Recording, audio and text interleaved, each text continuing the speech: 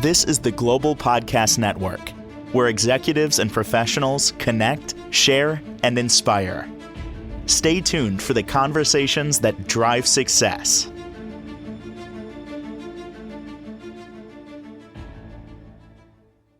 And welcome back, everyone. It's been said that pretty much everything we do is a habit. We've created these habits. We might not even realize it, but they just keep coming up. And many of us have habits that don't really support us the best when it comes to health. So why not change it up, call it a ritual, if you will, and create some of these daily rituals that can help you feel better, improve your health, maybe even help you heal. Yes, I did say heal.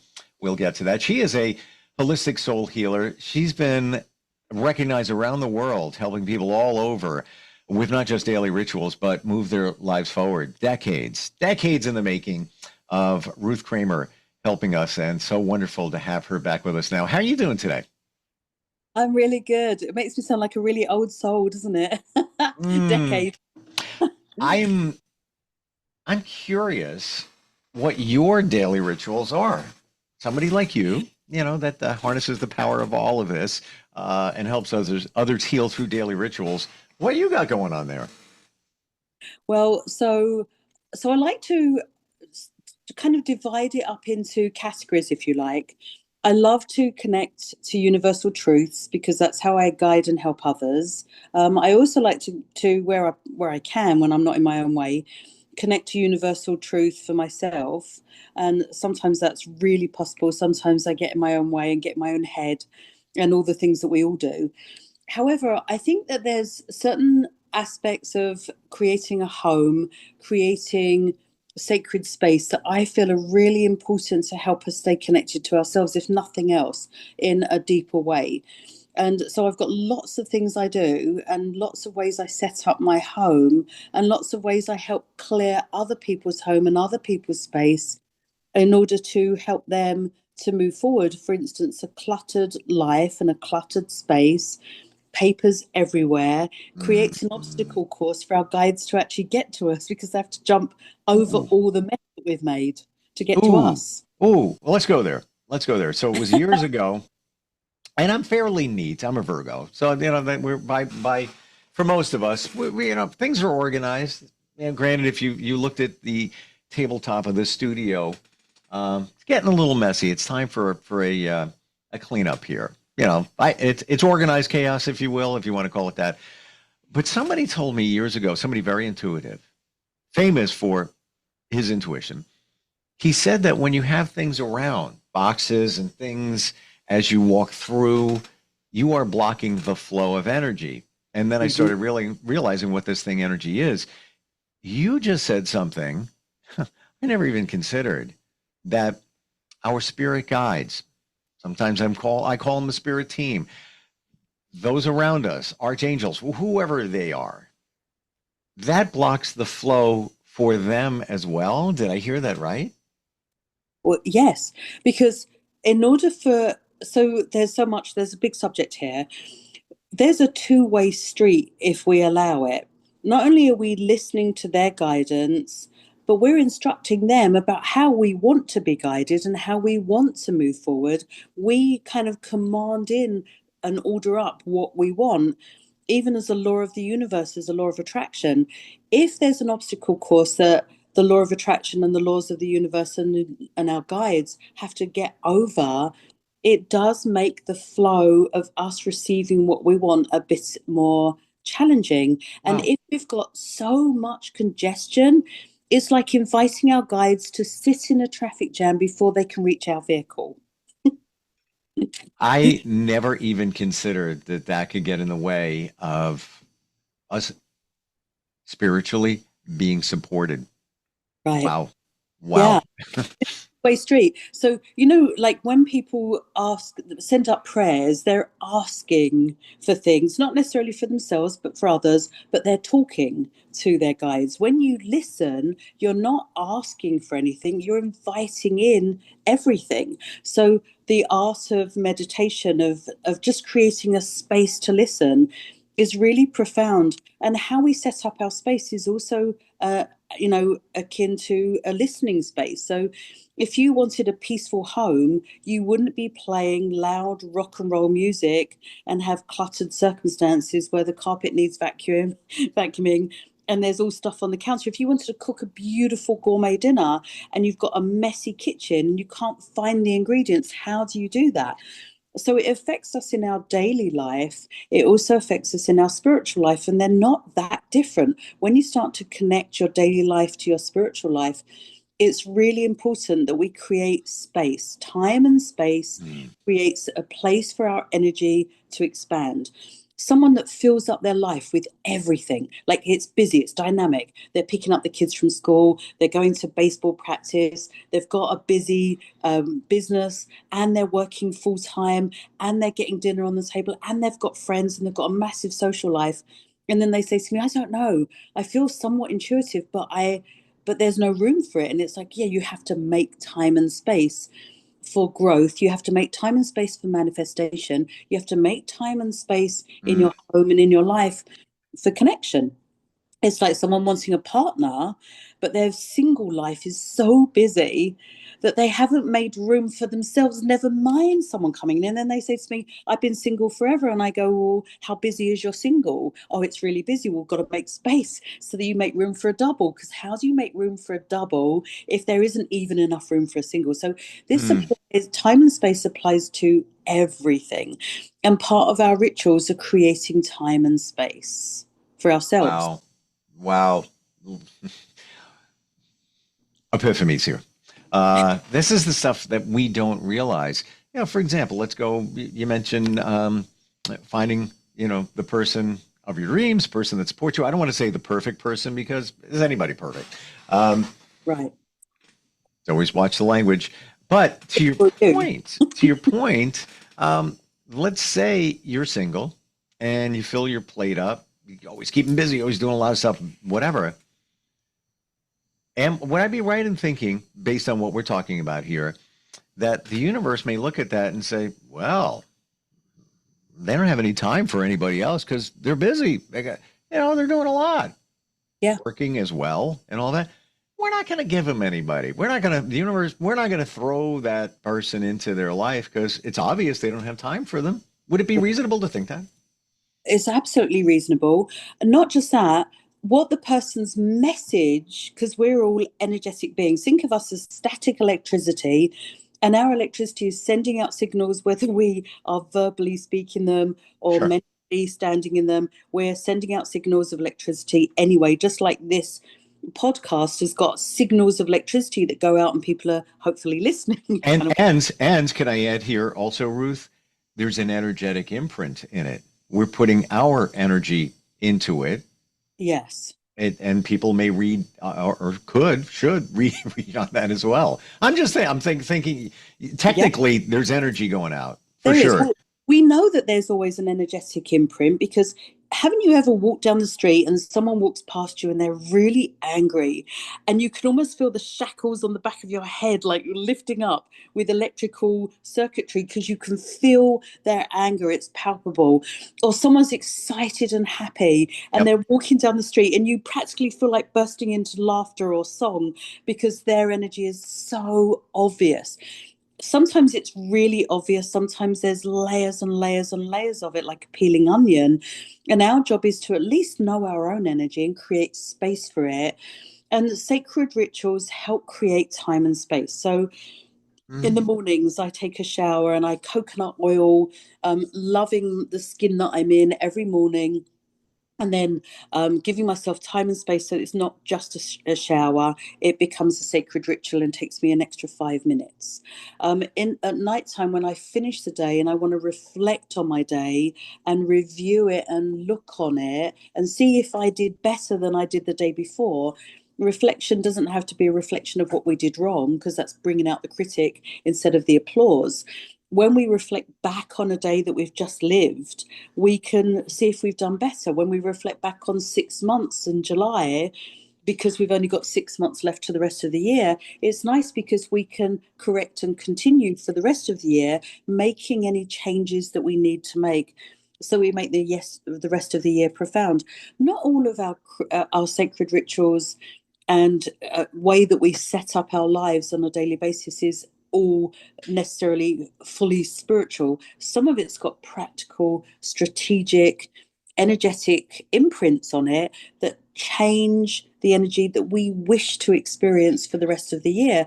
But we have to be very intentional instead of accidental, because accidental is going to create stumbling and falling and tripping ourselves up. Intentional and deliberate is a way of living an intentional and deliberate life, and putting sacred rituals in there puts time and space in there to make it count, so that we make room for the manifestations, for the dreams, for the ideals, and for the partnerships. So there's more going on here than I think we realize. For example, you're taking a shower. You say, let's say you put coconut oil on, and you take an extra couple of minutes and you sit there and even condition your hair. Maybe you don't do that every day, but symbolically, I believe it's sending a message to the universe that you're taking care of yourself. You're doing something extra for you. You care about your hair, your body, that you want to have extra moisture. That's why you condition it. Same thing with your skin, as opposed to just rushing into the shower. Oh gosh, I got 2 minutes. I got to get out of here quick, and you're out the door. There's the intention you're putting into it. I'm taking care of. I'm taking that extra 3 minutes to put the coconut oil on because it's going to make me feel better. It's going to make my skin moisturized. But where I'm going with this is you're sending a message to the universe about your intent of taking care of yourself. Does that make sense?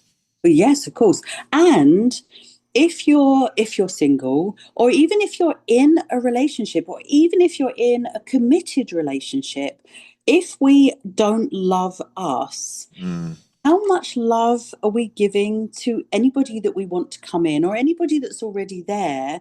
If we're not learning self-honor and self-care, how do we care about somebody else? And a lot of people's focus is outer focus, like, how can I get him to love me?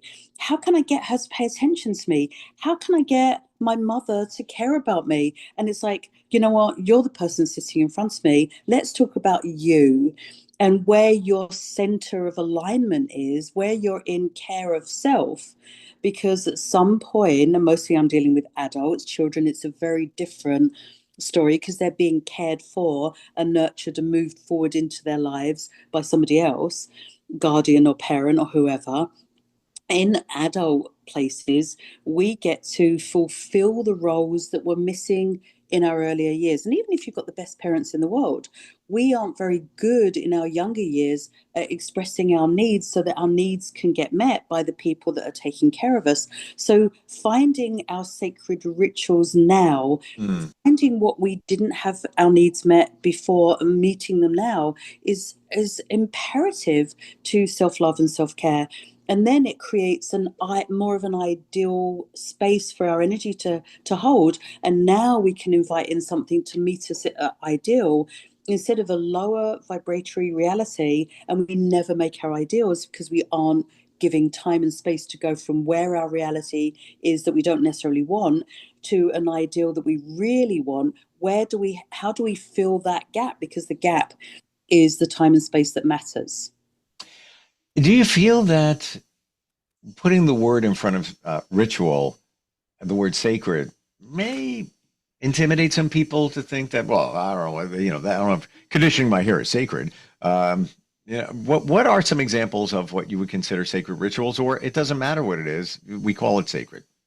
Well, I could divide it up and say some things are more sacred than others. Sure. Wearing gemstones and crystals that have got a natural energy in the earth is part of our sacred self. We ourselves are sacred. If we imagine that some blessed circumstances allowed us to get born into our bodies and to live this life, then at some point we need to make sure that there's time and space in a daily life where we stop and notice, stop and smell the coffee, stop and sniff the roses, stop and actually take note of the sacredness within ourselves that deserves to be acknowledged. It's really about acknowledgement. Can we make rituals that actually honor that acknowledgement? Yes. Rubbing coconut oil all over my body and maybe blessing it and loving the skin I'm in is a way of self-love that's actually physical, palpable, and movable, where I'm moving the energy of coconut oil all over the skin in order to honor the first organ that meets my world, which is my skin. It's the biggest organ on the body. You know, we think of the liver and the diaphragm and our breathing as being organs, but our skin is an organ, and it's a living, breathing organism of us that deserves to get acknowledged. So anytime that we create acknowledgement of the sacred parts of ourselves, and if you think every single part of us has got a certain blessing to it and a certain degree of sacredness to it, by acknowledging it, by recognizing it, it's like if a kid scores a basketball hoop and everybody stands up and cheers, the kid feels really good because it just got acknowledged for something that's really cool. Why aren't we doing that? Acknowledging our coolness, our brilliance, our individual qualities on a daily basis. Doesn't that then make us sacred because we're acknowledging that truth that's within us? So I would love to hear examples of sacred rituals. And there's no judgment. There's, whatever you want to throw out.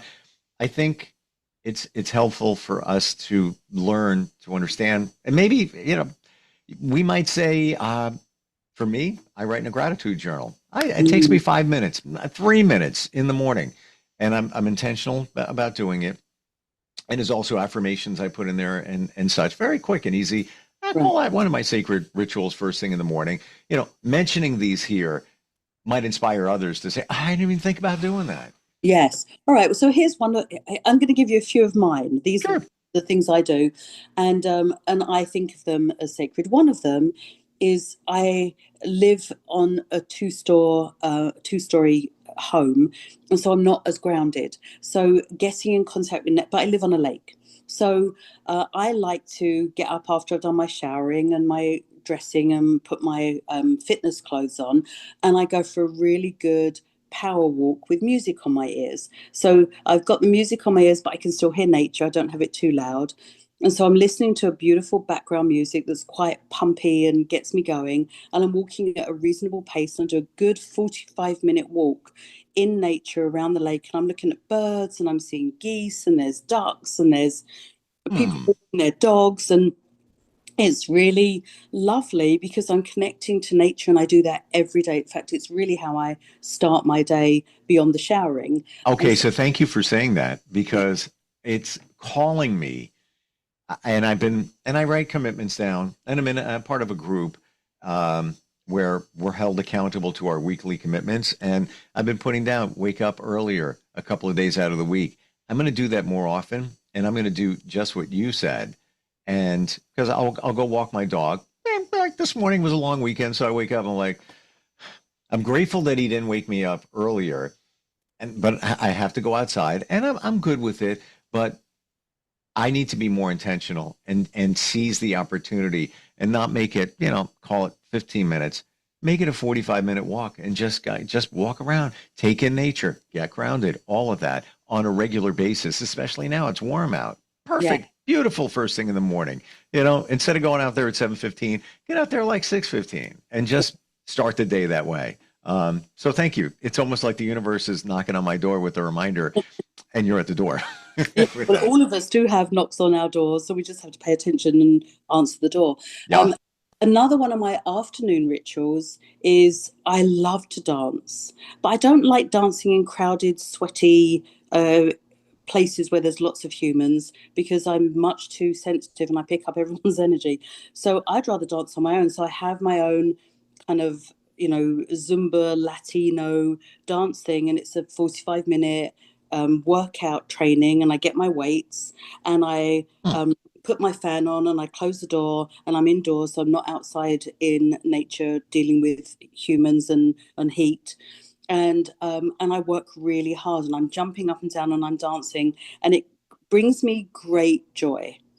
It brings me Mm, tremendous joy because I'm dancing and I'm dancing with my soul. I'm dancing with myself. I'm dancing with the universe. I'm dancing with God, if you like. I'm dancing with my angels. And it's a place of bouncy dancing movements. And so I'm getting my cardio and right. it's another 45-minute workout. So that means that every day I'm getting my 90 minutes in. And not only has this been good for weight loss and maintenance and health and cardio and all of that, my energy, because I'm feeding my electrical circuits and I'm feeding my sacred self with energetic imprints, so that, and I'm casting off whatever's gone on in the day by my afternoon, dance routine. I'm dancing off any frustrations. I'm moving through my energetic signature. And just to add one last thing, when our life isn't moving, when we feel stuck, the best thing we can do is start moving our body. When we move our body, we create a ball of momentum that prevents us from staying stuck in whatever stuck energy we've been experiencing. Hmm. Thank you for sharing that. And there's so many different things, the dance thing, so many different things going on there. Top of my head, first off, as you said, you're doing something you enjoy. Then there's the energy that's released. There's the exercise, good for your body. There's creative expression, call it therapy. There's dance therapy. That exists actually. On so many levels, it's not just you doing Zumba for an hour or whatever. There's Yeah, more going on there. And I bring that up because I don't believe many of us realize what's happening over the weekend. I'll laser this down, but I'm in between homes, and I used to love getting in the backyard. I had the dirtiest feet of anybody on the planet. I wouldn't even wear shoes. I'm out there. I redid the whole backyard. Since sold the house, but it was kind of my therapy and my grounding. Over the weekend, part of the group I'm in, we do community service, and there's an elderly senior family that were in a car accident, and they're just house. There's no TLC going on there. Their yard and everything. So myself and about 8 other men went over there first thing in the morning, and we just started making their yard nice, trimming the bushes, raking, cutting things, cleaning it all up. I mean, we have tons of stuff we got out of there. And the gentleman looks at me, he's like, "Thank you so much." And I look and with tears, and I'm like, "Thank you for letting me be here to get in mm, the dirt. This is like I feel so energized. This is amazing." yeah, I forgot how good that is. yeah. Just being grounded like that.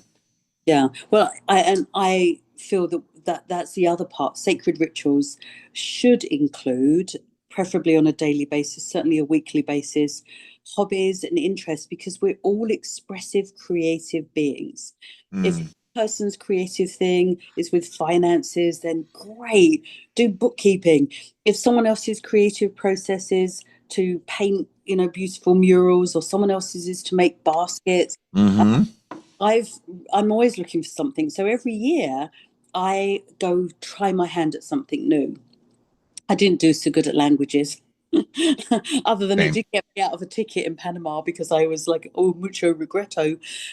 But apart from that, I love to paint, and clay work is one of my recent things. So I go to a studio and we buy a certain degree of clay and we build things. We made door stops, we've made pottery pieces, I've made clay animals that are really fun, like a zebra with a party hat on, and things like that are now sort of ornamental things. I made vases that are big tree trunks that I can put flowers in, and it grants me so much pleasure Mm. because the things hanging around our home are homemade and homespun. And so not only have I created things that are very connected and intuitively driven, because clay is this thing like a garden where you buy plants and you don't necessarily think about it, you just automatically go into this creative expression and you stand back and go, oh my goodness, look how beautiful that is. I just made something beautiful on my planet. And clay has that same feeling. You start off with a lump and you allow intuition to come through the lump and turn into something that you can actually hold or use, or a vase or a container. It's lovely to be creative. I'm right there on your page. We're just about out of time, but I want to add to that. What you create, or any of us, it's not just, I'm just going to make it. There's a reason you did it.